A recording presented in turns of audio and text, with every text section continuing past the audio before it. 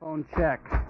1, 2. The microphone check. 1, 2, 1, 2. The microphone check. I got my headphones tuned between two different AM stations, and my briefcase is full of declassified information. Declassified. Declassified. Good evening and welcome to News from Neptune for the 12th week of 2013. For more than 20 years, this program has been a spontaneous and unrehearsed discussion of the news of the week and its coverage by the media. First on a so-called independent radio station, and when censored and locked out of there, welcomed, I'm happy to say, by the good people at Urbana Public Television. I'm Carl Estabrook. My discussants tonight are David Green and Ron Szoke. We'll take turns suggesting an item from the week's news that's been ignored or misreported, sometimes even innocently, and then asking our colleagues to comment on it. At the end, we'll have time for Coburn's Corner, where we'll nominate cliches, overused phrases, and tedious words for elimination. Our program's name, News from Neptune, was chosen to honor Noam Chomsky, who's been talking sense about American politics for more than twice the 20-some years we've been on the air. Chomsky has said that in the American media, either you repeat the same conventional phrases everyone is saying, or else you say something true, and it will sound like it's from Neptune. So we are cablecasting from Neptune on the 22nd day of March, 2013. And it's the anniversary this week of Richard Nixon's attack on Cambodia in 1969. There was an op-ed in this morning's New York Times that rehearses those events, or at least something about them. Recounts a bit about the Nixon attack and parallels it with the assassination program that Barack Obama is carrying out around the world today. It's an important article. It starts off from the fact that in the white paper justification of the drone attacks that the Obama administration has put forward, they use the attack on Cambodia as a precedent, as a justification, and it's worthwhile thinking about that war-making of another generation in comparison with what our present great leader is doing. There are important differences. The one difference has to do with the secrecy. Nixon's bombing of Cambodia, it had actually begun as long ago as the Johnson administration in the mid-'60s, was really a secret. It was even a secret in the Nixon administration from Nixon's Secretary of State. Nixon and his warlord, his national security advisor, Henry Kissinger, didn't even inform the Secretary of State that this bombing was going on. The bombing itself was about as serious as could be. We've only recently actually learned something about the extent of the attack on Cambodia from the air. A Kissingerian directive contained the phrase, everything that flies on anything that flies on anything that moves, i.e. it was consciously and purposely genocidal. It was killing everything that lived in Cambodia because the suggestion was Cambodia was a supply line for North Vietnamese troops into South Vietnam. We remember that the war that conducted by the Kennedy, Johnson, and Nixon administrations was always a war against South Vietnam. The South Vietnamese had made the elementary error of not accepting the government we'd picked out for them. We'd shown the way again and again in Latin America, and for some reason these Asian peasants had not got the idea quite straight. So we killed 4 million of them. What the Nixon administration was doing, in contrast with what the Obama administration is doing, was that they were really keeping secret what was obviously a war crime from the rest of the American government, to say nothing of the American people, knowing that if such a thing became clear, Nixon would probably be driven from office, as indeed he eventually was. The Obama situation is a good deal different. Obama is been told by a court within the week that his secret drone war isn't a secret because he's been talking about it. And therefore, they can't claim, the administration can't claim, as it does, secrecy for the program, which it claims in order that the program not be criticized by any other part of the American government or the American people. Nixon's secret was real. Obama's secret is a bureaucratic maneuver. But in each case, we're talking about clear violations of the Constitution and of the war powers of the American government. And the worry in both cases is that the American people will find out. So you're watching News from Neptune, the I've Got a Secret edition. And we'll begin with Ron Szoke's secrets. Dorothy Kilgallen. I thought that you knew the reference, but I'm sure most of our audience. I may have my shows mixed up. No, I think you're exactly right. Yeah, right. Well, this time I want to pick up on a line I ended with last time about distribution of income and wealth in this country, and say some of the usual things about them. A line in here is interesting from the Too Much newsletter that I've mentioned a time or two before, talking about the tax rates in the Eisenhower years, a number of years ago. The tax hit on top executive incomes was very modest. The highest paid U.S. Chief Executive, General Motors Chief Charlie Wilson, reported $586,100 in income in 1950. That would amount to about $5.6 million in today's dollars. He paid $430,350 of that income, 73% in taxes. Top corporate executives today operate in a totally different universe. The corporations they run, for starters, face a much smaller tax bill. The top corporate tax rate has dropped to 35%, and loopholes have proliferated. In 2011, major U.S. corporations actually paid an average of only 12.1% of their earnings in taxes. That same year, adds the Institute for Policy Studies, 25 major American corporations paid their CEOs more than they paid the federal government in corporate income taxes. So it's the usual situation, complaining about high corporate tax rates. Actually, they are significantly lower in the USA than in most of the rest of the industrialized world. And in addition, they're largely meaningless because the nominal rates turn out to be full of exceptions, exemptions, loopholes, and so on. So the actual rate that these corporations pay is somewhere down around 12%, and indeed many of them pay no significant taxes whatever, and people are sometimes surprised to discover this. So the attempts to evade taxes are quite elaborate in some cases. The resort to tax havens abroad. Paul Krugman has an interesting comment on this today with reference to the Cyprus crisis.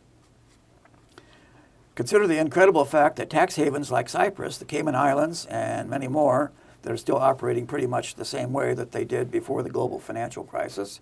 Everyone has seen the damage that runaway bankers can inflict, yet much of the world's financial business is still routed through jurisdictions that let bankers sidestep even the mild regulations we've put in place. Everyone is crying about budget deficits, yet corporations and the wealthy are still freely using tax havens to avoid paying taxes like the little people. So don't cry for Cyprus, he says, cry for all of us living in a world whose leaders seem determined not to learn from disaster. I think he means Iraq by that as well. So from the CIA fact book, we learned that the Republic of Cyprus has a economy dominated by the service sector, meaning financial services apparently, which accounts for 4/5 of the GDP. Erratic growth rates over the past decade reflect the economy's reliance on tourism, the profitability of which can fluctuate with political instability. And the economy in the area under government control has grown at a rate well above the European Union average. So Cyprus joined the European exchange rate mechanism in May 2005 and adopted the euro. And now we're hearing that they may unadopt it sometime in the near future. So they bought a lot of Greek bonds, and those have turned out to be rather weak. So the question is, how did we get so unequal in income and wealth, and what do these tax havens have to do with that? A lot of people learned about some of the major tax havens for the first time last fall when Mitt Romney was found to have some of his millions stashed away in the Cayman Islands, and where was it, Bermuda and Switzerland, or some small European countries that have become notorious as tax havens. So, gentlemen, where do you have your cash stashed abroad? Where indeed, Yeah, yes, yes. right. So,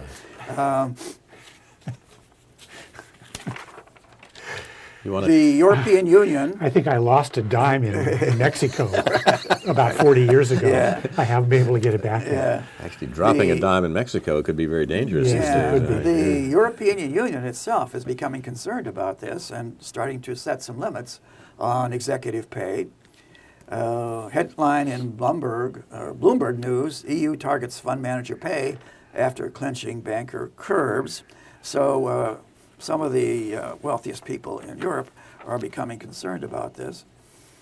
And one European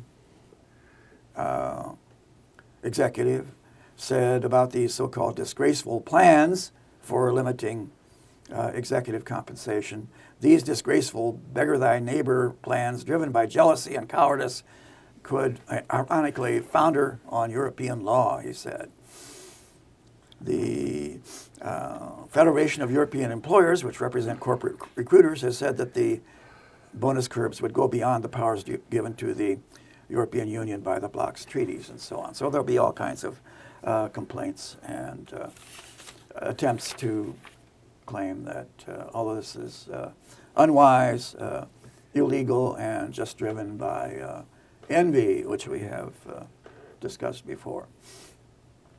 Two other notes then. Stiglitz, the economist Joseph Stiglitz, has written about Singapore, which was one of the most free market regimes in the world until quite recently, apparently.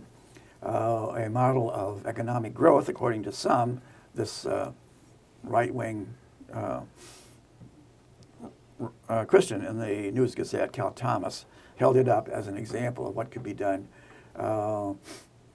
by way of promoting economic growth if you didn't have any regulations. But they discovered that was intolerable, and they've started what is in effect a social welfare program to prevent the inequality from getting out of hand, because it became clear to some that it was stifling economic growth and harming everyone. A couple of other notes I'll return to later if there's time, but I think we should reflect on some of these points at some point. Thank you, Ron. David, where are you hiding your money? I wish I knew. Yeah. I guess the primary reaction or concern I have is about the complexity and the opaqueness of our financial and tax system. It's difficult for people to understand, and it's difficult to explain, even if you do some research into this, how to think about, how to approach the idea of where our tax dollars ought to be coming from based on income, because there's so many forms of income within the financialized economy, measured and taxed in various different ways, that I don't think people have much of a concept of the money that's out there, and what even given the economic inequality, what would be a fair way to tax the corporate earnings, the dividends, the investment earnings of various kinds, the carried interest, which became an aspect of, which is the way that these buyout firms pay their executives exorbitant salaries in a way that saves them tax money. There's all kinds of gimmicks and tricks, even other than the Cayman Islands and the overseas tax havens, that make it impossible for ordinary people to get a grasp on how much money is out there, how it might be taxed, and what a fair way to tax it would be, even regardless of the basic unfairness of the whole financialized system anyway. A standard defense of this system, or non-system, whatever we have, by these people is it's so complex you wouldn't understand. That's right. You don't begin to grasp the complexity of this, and we're the only ones who understand the system. The homegrown form of that, and my wife was off this morning to talk to a tax attorney, so this is very close to my heart at the moment. The homegrown form of that is the observation that the Internal Revenue Code is now twice as long as the King James Version of the Bible. What the argument seems to suggest is the people who are talking flat tax, you don't have something to say. We really should think about that, because the system is set up right now precisely so that people who can go through the vagaries of the King James Version of the tax code can make money off of it, and the rest of us, are forced to do the best we can. There are legal and accounting firms in New York City and Washington that are constantly looking for ambiguities or loopholes in the tax code, and they will sell these things off the shelf to you. If you come to them with enough money, they will figure out some gimmick that will save you potentially millions. And of course, it goes further than that, because those gimmicks are built into the tax laws that are written by the Congress people who have got their jobs because of how much money they've gotten from the folks who will profit from these. So another line of defense is it's utterly futile to try to reform that system, because these people are so smart that they will always find a way around the regulations. They will always find a way to cheat the tax man. And so we say with Voltaire, écrasez l'infâme, get rid of it, erase the infamous thing. It seems to me, though, that if we are wanting to talk about major innovations in the tax code, we should talk about, as apparently the whole world outside of the United States recognizes right now, what's called a Tobin tax. That is a tax on financial transactions and the financialization of the economy, both in the U.S. and abroad, over the last generation, and makes the numbers of that really quite remarkable, that a very tiny tax on financial transactions produces an immense amount of money because there are so many financial transactions. Tobin tax, and then, of course, a wealth tax. I mean, the old line is that if you tax something, you get less of it. That's the reason we tax smoking so much. Okay, so don't tax income. Tax a low flat tax if you want to keep the principle that everybody contributes or something of that sort. A low flat tax, but tax wealth, not income, because it's differential wealth that we're concerned about.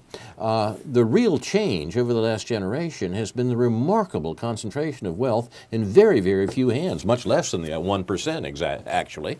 And any tax regime, any tax reform that doesn't reverse that accelerating concentration isn't worth the dollar bills is written on, right?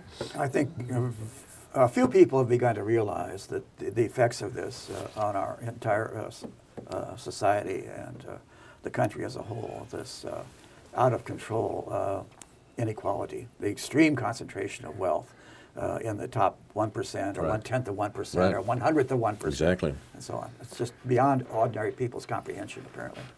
I'm sympathetic to those folks in the original Tea Party movement, you know, who said that the T stood for taxed enough already. Yeah, let's take that seriously. Or it's a version perhaps of your Singapore model run. You know, I think you could make an argument that we could eliminate corporate taxes and eliminate income taxes down to that perhaps low support level, that low flat tax level or something, if you shifted the burden to those who actually have the money, and that the burden would be applied in such a way that the Gini index, that is the distribution of wealth in the society, would improve. But you know, I don't hear anybody suggesting that except me, I think the reasons are pretty obvious. That this acceleration of wealth that we've watched for these years, and that continues, or this concentration of wealth that continues at an accelerating pace, is very much to the taste of that fraction of 1%, and they intend to keep it that way. And for the moment, it looks like they've got friends in high places in the country who are willing to do it. The really wretched part of this is that to do it, they want to destroy what social supports actually have emerged from the last generation: Social Security, Medicare, Medicaid, things like that. And there's where it seems to me the real fight's going to be in coming months. It should also be pointed out that the image of the financial class as also the job creating class is, you have a lie put to that by the manner in which these financial investments operate and the relatively low level, from what I understand, of investment in actually in those things that create jobs. Right. It's problematic because the point of having corporate profits is, yes, to provide some incentive to the people who invest in the stock market or directly in those corporations or in those businesses. But it doesn't always work out that way when there's more money to be made in not creating jobs than creating jobs. And it's been shown in the economy in the last few years that people can be doing perfectly well and not creating and not reinvesting the profits of capitalism in those kinds of things that actually create growth.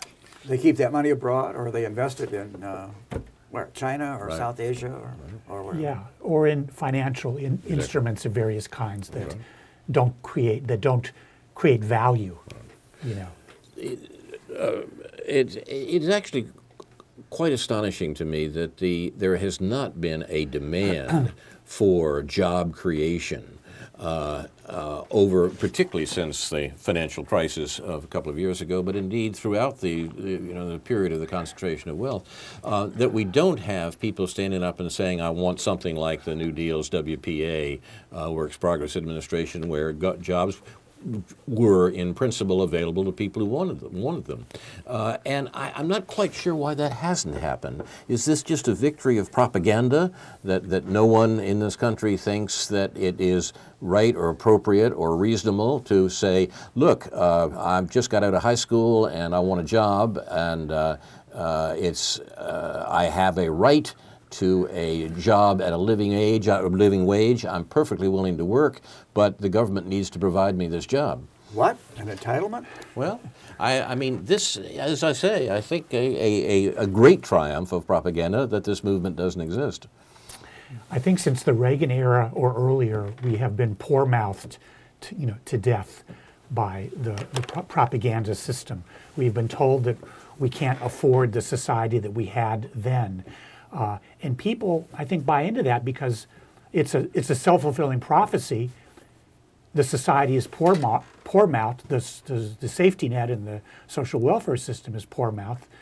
The higher education system becomes exorbitantly expensive, among many other things. And people feel that we have become poor rather than richer. And I think people really have bought into this, and they see it in their own lives. They see it. They feel like they have to have two earners to maintain the middle class lifestyle that they've become accustomed to. They find improvement in the sort of technological nature of their lives. We all have computers and flat screen televisions and so forth. And so I think it's very difficult for people to understand, given the information that's available, why this poor mouthing business is a lie, why they're not being told the truth. It isn't that people should still be driving cars with tail fins that get 10 miles a gallon, and it isn't that people should be living in. Sorry, Carl. I liked mine. And it isn't that everybody should be living in larger and larger houses and using more and more gas and all this kind of stuff. But it is that people's standard of living should improve to reflect the increased productivity in the workplace, and people don't understand the relationship between those things. So one of my colleagues at work was showing me an article about student debt and the price of college and so forth, and showing that, well,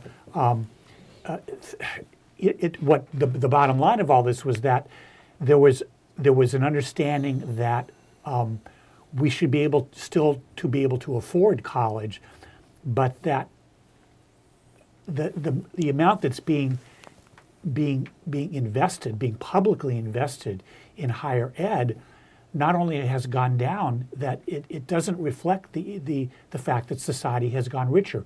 While the society has gotten richer, education has gotten poorer. We're at constantly least told in government funding. Yeah, we're constantly told that we've been living beyond our means. Isn't that true? Yeah. Right. Well, there's an argument for me to be made in an environmental sense in terms of what that means, but not in terms of what we can afford. I mean, it's complicated, but people don't get the truth. Yeah. To come back to this week's crisis, which I must admit I have still small nagging voice saying this one actually may be important. On the Cyprus thing, Ron, could Cyprus do an Iceland here? Well, that's exactly what has been suggested. Who was it that said that today? I think it was Krugman. Or, no, maybe that's wrong. But anyway, the parallel has been pointed out. And what Iceland did was essentially repudiating some of these speculative gains that existed on paper. And why can't Cyprus do the same? Well, indeed, there's a pattern here. In some ways, Argentina had done essentially the same thing before the crisis. And I think that some of the worry in financial circles in Europe and America is that the Cypriots may think of this. Yeah. And it's that would be interesting. And I think that that's, in some sense, the nuclear option for Cyprus, and it's becoming more and more thinkable. Yeah, apparently many billions have been stashed there, Yeah. especially by the Russians. Yeah. And they're going to get extremely upset if they start repudiating any of the debt and the bonds and so on.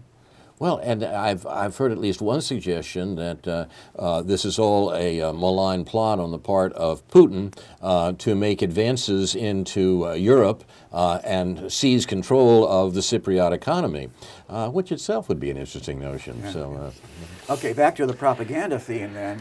Why this sanity has not prevailed. Article in the Pittsburgh Post-Gazette, drillers using counterinsurgency experts. So when people want to start drilling somewhere and talk about fracking, a certain group of experts, PR experts, are called in. And this says that they are recommending using military-style psychological operations strategies, or PSYOPs, to deal with media inquiries and citizen opposition to drilling in Pennsylvania communities. Matt Pizzarelli, a Range Resources spokesman, speaking to the other oil and gas industry spokespeople at the conference last week, said the company hires former military PSYOP specialists who use those skills in Pennsylvania. So they're winning hearts and minds for drilling and fracking. And the institutions, of course, that are deeply involved in this, not so deeply as to disappear into a sinkhole, but one might wish, are the universities. I mean, in this amazing story about this program that was being established at Yale Medical School to use immigrants living in New Haven. New Haven is a wretched little town where this boys' school has been since the 18th century, you know, and but it's full of... Said like a true Harvard man. Well, look, have you been to New Haven? No, I haven't. I haven't been there, and I haven't bombed there. Yeah. I drove through there, had lunch there. Well, the interesting thing, of course, is that it's a juxtaposition of the boys' school and this immigrant community, and the plan was to set up an institute at Yale where people would be taught how to do interrogations of foreigners, particularly Middle Eastern people, practicing on real Middle Eastern people available right here in New Haven. I'm not making this up. This was the plan.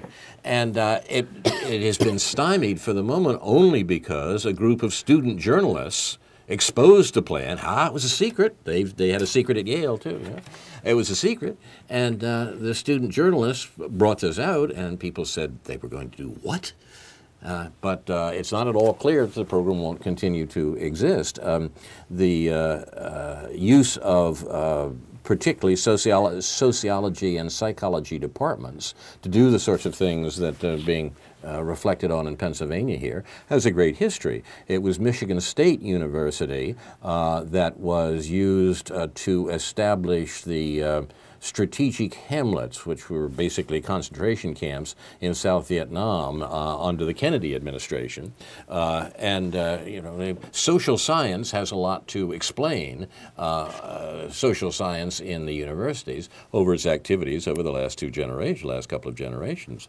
So, hey, stay tuned. What's going on in your local psychology department may be something more than rat running. Yeah. My suggestion is we change the slogan of the University of Illinois from learning and labor to we'll do anything for money. Ron said that, right? Him. But he's right. You're watching News from Neptune. We'll go to David Green. David, what's on your mind? Anything been happening in your part of the world this week? Well, I'm going to segue just sort of to pass over something that maybe we can read. It is the Passover season, so... With a flaming sword, probably a good idea. But just didn't really. I've been reading, as I mentioned a couple weeks ago. I've been reading a book which is a classic, which I've never read, and unfortunately haven't even heard that much about until recently. By a Latin American writer named Eduardo Galeano, called "The Open Veins of Latin America."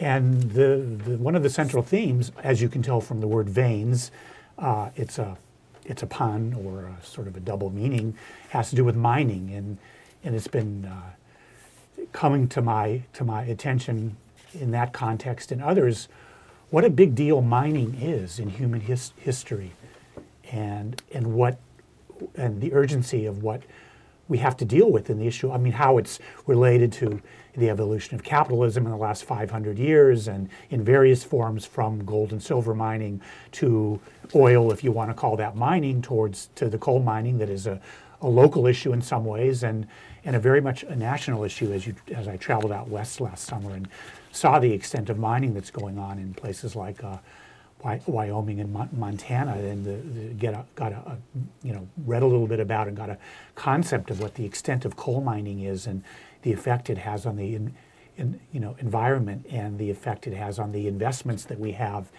in capitalism as we know it and the responses to that. So it's a big issue, and plus the fact that mining is just devastating. It's just people, and it's understandable anybody would say, well, how are we going to get our energy? How don't you want to have your computer and your television and your lifestyle? Yes, but mining is devastating to the people, to the areas in which it happens, both in terms of the economy and the people who live there, sometimes over the short term and the long term, and it's just a huge issue. So are we going to switch to mining asteroids? Right. Yeah. Particularly if they land in Times Square. Yeah, That's what I've right. been thinking about. Yeah, that'll make it more convenient. Yes. Yeah.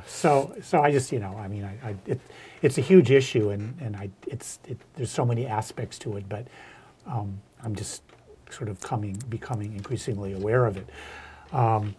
What I more wanted to talk about or planned to talk about was just the confluence of events this week and the sort of anniversaries of events as Obama goes to Israel for the first time, and as we observe the 10th anniversary of the invasion of Iraq in 2003, and what shouldn't be a footnote, what is unfortunately a footnote to that, but what I'd like to mention is the 10th anniversary of the death of Rachel Corrie in Gaza in March of 2003, and as because of Obama's visit, people are reflecting back on the Oslo process, which began a little less than 20 years ago in '93, in the fall of '93, and all these things seem to be sort of coming together as people consider the past 20 years and the future of the so-called peace process.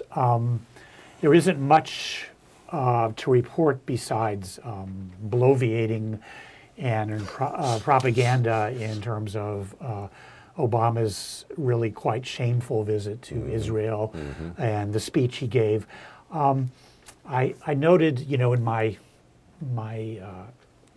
fascination with sort of New York Times journalistic speech, I noted the reporting on the speech that Obama gave yesterday for a change, not to the Israeli Knesset or parliament, but to youth, to what we reported to as a young audience. The New York Times reporters described this young audience in at least two ways. A, they were mistrustful of the Palestinians. Highlight the word mistrustful, and they were wary. They were wary. Highlight the word wary of Obama. They come up with these adjectives which are supposed to be sort of accepted in the context of what we think we know about what Israelis feel, what Israeli youth feels in contrast to older Israelis. Why might they be mistrustful of Palestinians? Why does a statement like that? How can it be made? On what evidence can be made? And how does it even pass muster? Why shouldn't it be Palestinians that are mistrustful of Israel? And why? And what is this wariness of Obama that is described? I mean, not to take it even seriously, but it's like, well, they like Obama because young Israelis see him as being a sort of liberal African American president. I mean, they've, to a certain extent, in that very Americanized country, the liberal aspects of Israeli youths, I'm certain, buy into the Obama image to a certain extent. But of course, they're wary of him because they've been told that he's not quite on our side, and he's maybe a little too sympathetic to the Palestinians, and maybe not as belligerent as he should be about Iran and so forth. But again, it's a description that defies and prevents any understanding or any thoughtful process of what's going on in that society and what Obama was actually doing over there.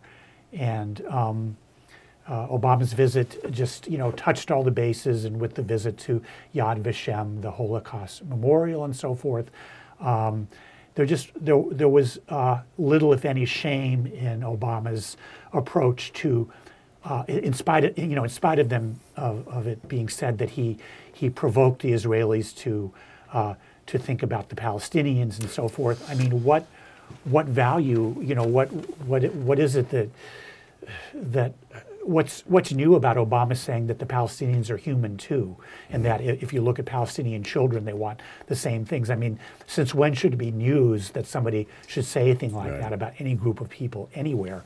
But it sounds like it's generous and revelatory for him to go on like that, and that he's really challenging Israel to see the Palestinians as being human beings. All the while, I guess I'll mention one more thing in this context. The book that Rashid Khalidi spoke about when he was here a few months ago is out now, about the peace process over the last 20 years. It's called Brokers of Deceit. He was interviewed earlier this week by Amy Goodman on that, and that's very much about the Americanization or the American control over the peace process and the fruitlessness of that peace process. And again, as we go back and look at the last 20 years since Oslo and the events that led up to Oslo, which Khalidi was involved with as a kind of academic advisor to the Palestinian, to the PLO at that time. It's just, I think that if we want to look for some basic truths about this week, I think you would look to Khalidi's book and his op-ed in the New York Times from a few days ago also. And take on this, Ron? Well, yeah. A major component of all our political discussion seems to be these highly tendentious and hot modifiers, adjectives and adverbs, qualifying things with in a way that betrays, it seems to me, a very active bias in many cases. And some people seem unable to discuss political matters without hotting them up with all of these accusatory adjectives, adverbs, and other highly tendentious forms of speech. So, yeah, I think it is destroying our discussion, our debate, and to some extent our minds. My question is, what possible interest could Obama have had in this trip in being more than the blank slate that he's even referred to himself as on occasion, that is a blank slate in which people project or draw or sketch what they want on that? I mean, the real interests of the American government in regard to Israel and Palestine seems to me couldn't be clearer. I mean, as far as the U.S. government is concerned, the way it's been basically since the fall of Nasser, Israel responds to von Clausewitz's first principle of war. Von Clausewitz's first principle of war was establish a secure base. Israel is America's secure base in the Middle East for its projection of power, mainly a matter of control of energy. Now, given that that's the role that Israel plays in American planning, the Americans are willing to let the effective Israeli government do what it wants with the indigenous population on the grounds that, it's no particular concern of ours. The Israelis are doing what we want, say the American government, and let them handle their domestic affairs as best they can. It becomes a problem only when those domestic affairs tend to spill over and make difficulties for American policy in the region. So Obama goes off to Israel, wanting to make nice, as he did, throughout his political career. He's the attractive guy who says, hope and change, everything's going to be nice. And when, in fact, he's following the most repressive and regressive policies of the previous administration. It seems to me nothing has changed. Maybe, I mean, what possible interest could he have had in changing it? Yeah, maybe Obama, like Romney, is actually an Etch-a-Sketch, and he'll shake the whole thing next week and it'll all disappear. He seems to me to have shown remarkable consistency in his public career. Yeah. I mean, he first became noticed when he ran for the Senate in Illinois by calling for surgical strikes against Iran because we can't allow the mad mullahs to have a nuclear weapon. The basic frame and color of the Etch-a-Sketch never changes. Well, there we are. That seems to be it's working. Yeah. One of the advantages of Israel being the strategic and loyal ally that it has been, unlike so many other countries that are allies, it has a democratic form of government and can be described in those terms, as Obama did in his speech yesterday, calling it, of course, and here's another cliche, right, a vibrant democracy with lively debate. And of course, Noam Chomsky often uses the word lively in the context of the limits of debate. And of course, as a vibrant or otherwise, Israel's democratic discourse and system have moved, as has our own, consistently to the right in recent decades. So that was just another one of the. I mean, you could almost write these articles that are written about his trip and the speech that he gave, and there's been a lot of promoting of this speechwriter, this Ben Rhodes, in the last week. Yes. This young guy who's rocketed up to fame in Obama's eyes and become a trusted, advisor. How do you do that? By writing speeches like that. He was maybe the guy who didn't know the difference between petrol and diesel, huh? I don't know.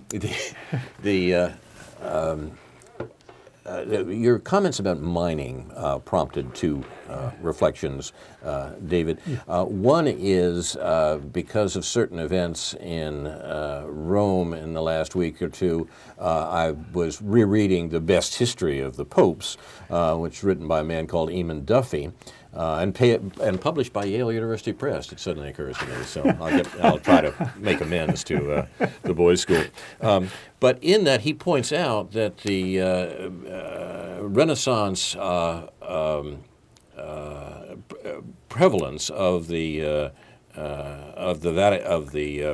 papal states, of the papacy, as a player in international politics was based on mining.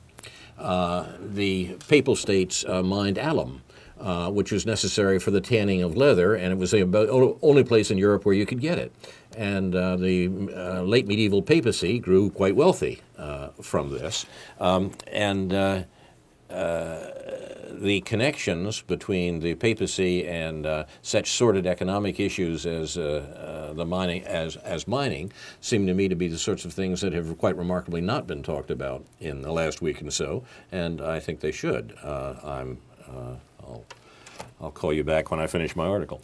The second thing, and mining came up, was in this important article that Noam Chomsky published a week or two ago, Can Civilization Survive Capitalism? He points out in that article that the countries with large and influential indigenous populations are well in the lead today in seeking to preserve the planet. The countries that have driven indigenous population to extinction or extreme marginalization are racing towards destruction, and mining, particularly mining of energy resources, is part of this.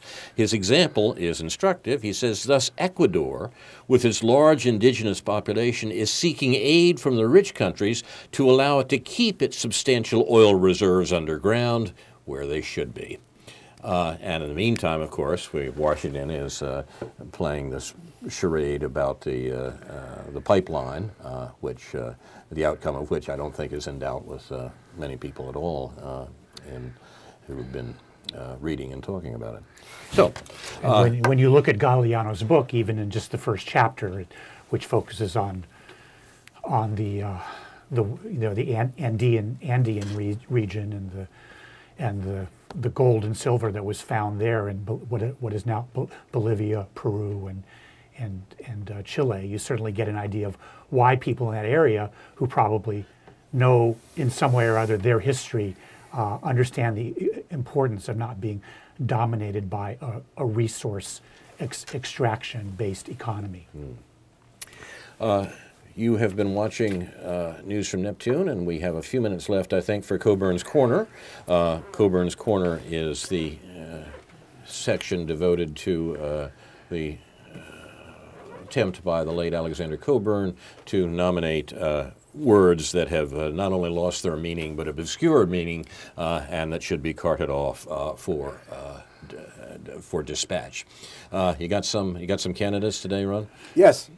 The word serious, and I'll serious. pair it with silly.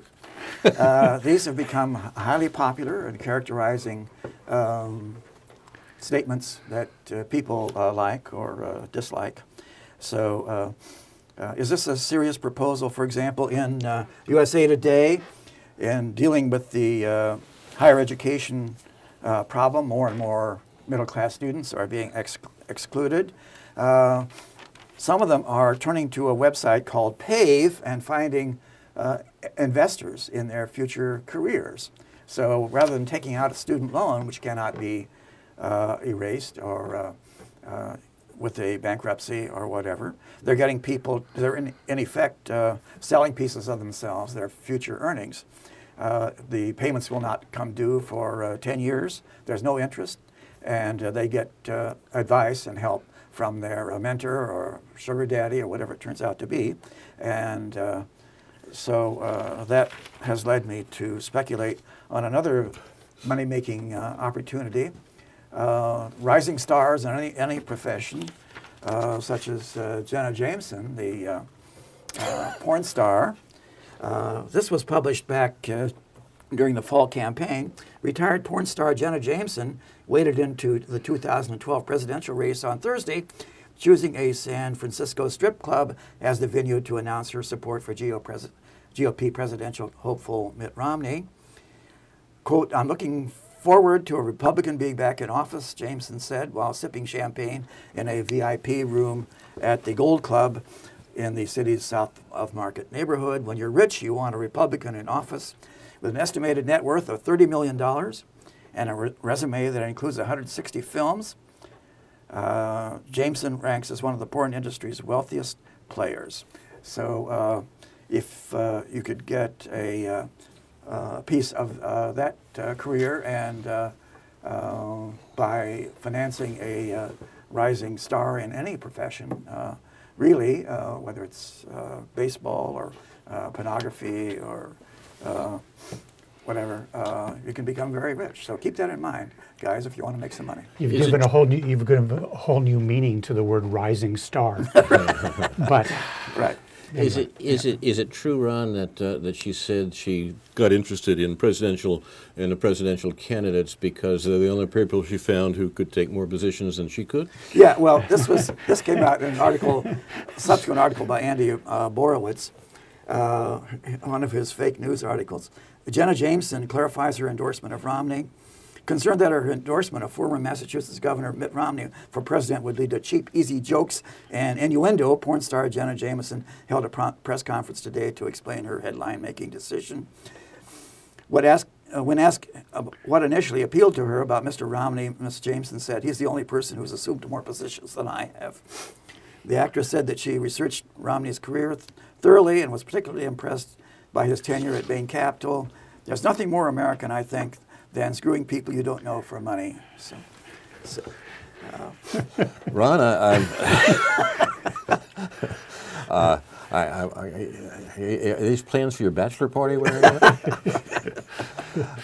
What about you, David? You got some candidates? This is too serious. What I'm going to say in relation serious to that. Serious was where we started. But this is what I came in with, and so this is what I'll use. This is all I got. Dance with the one that brought you. The expression "killing his own people," which has been commonly used. I think it goes back to Saddam Hussein and the justifications for the entrance into the war in Iraq 10 years ago, even though it was referring back to when he killed his own people, when we supported him. But now Assad in Syria, of course, is killing his own people, and he is a monster, and it is terrible. But the hypocritical context in which he is accused of killing his own people, as if we don't support plenty of dictators and other people throughout history who have killed their own people. But somehow all you have to do is say that a leader is killing his own people, and somehow that has become more heinous than killing other people, like as if we don't do both. So my candidate is payback. Payback, particularly in the financial world that Ron started with today, regarding Cyprus and whatnot. Was it J.P. Morgan himself who once said that in a recession, money returns to its rightful owners, i.e., they get paid back? When we think perhaps they should be paid back for causing the problem in the first place. I remember the ruler of the Congo, put in place by the CIA in the Eisenhower administration, who amassed a huge fortune by ripping off this rich country, a lot of it from mining, as a matter of fact. The Katanga province was the center of mining in in the Congo, and was therefore of great interest to both the Belgian colonialist and the American colonialist. But the Congolese ruler said, was asked after the horrors of the Congo became clearer in Europe and North America, shouldn't he use some of his vast fortune to help his people? To which he replied, well, I would like to do that, of course, but how could they ever pay me back? And it seems to me that we laugh at this, these strange, horrible African dictators, but isn't this what's being said to Cyprus right now? Yeah, I mean, the whole question is how are they going to pay back all those bankers and so forth? This is the rich person's version of the Jubilee. Right? Yeah, the other way around. Right. Excellent point. You've been watching News from Neptune for the 12th week of 2013. Our program is named in honor of Noam Chomsky. This has been the I've Got a Secret edition. If our program interested you, you might want to look for similar programs here on Urbana Public Television, now not only on cable, but streaming online at urbanapublictelevision.org. Tonight at 11 p.m., Democracy Now! Rebroadcast from this morning's program. Saturday, tomorrow, 8 a.m., In Focus, The Pope from the End of the World. At 2 p.m., a rebroadcast of this program. At 3 p.m., the Populist Dialogues from the Alliance for Democracy. This week, campaign finance reform and filibusters, the largely failed effort of Oregon Senator Jeff Merkley to reform the U.S. Senate filibuster rules, and how filibuster rulers were in charge, and how the filibuster rules have changed over the past 75 years. Also, the failure of Congress to make legal changes to overturn Citizens United. Perhaps a word on that would be in order in a future program. I'm coming more and more to the opinion that something quixotic about this attempt to overturn Citizens United.